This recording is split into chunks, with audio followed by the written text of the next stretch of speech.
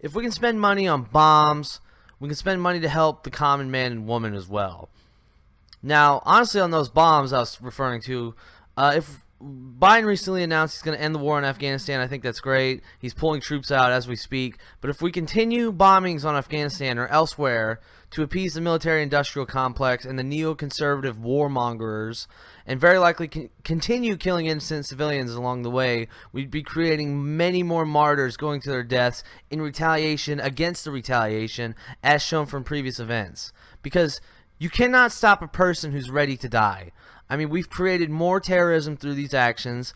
The never-ending war on terror will never end unless we all collectively want it to, okay? These endless wars are too expensive. At a time of crippling deficit, a huge debt, a gigantic wealth and income inequality gap that's left millions starving and stuck in welfare cliffs to not be able to become productive and healthy members of society, or dealing with an illness or college debt that's financially stricken them, we can't in good conscience say that effective governmental action to build programs of employment and tax revenue reallocation isn't the answer. But crony capitalist Republican mathematical fallacies of increasing spending on military, but only to decrease revenues and taxation, only to cut programs that the majority of Americans rely on to survive, is the answer. Now, the endless war on terror must end for our economic survival.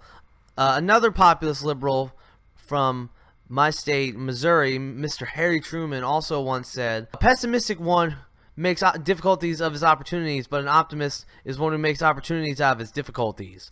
Let me get that quote right. That's how I feel about capitalism as a whole. We need to create opportunity, not difficulty. And as JFK once said, we don't believe in big government, we believe in effective government.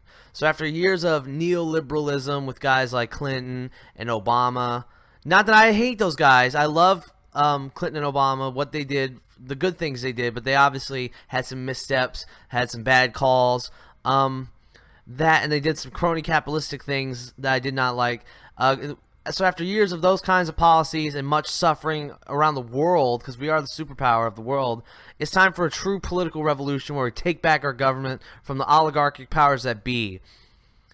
You know what I mean? We got to vote out the corrupt.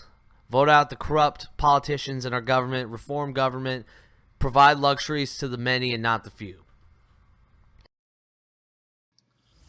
Hello, I'm Sid Tucker, and welcome to the Populist Monthly YouTube channel, where you can find full episodes, clips, and more.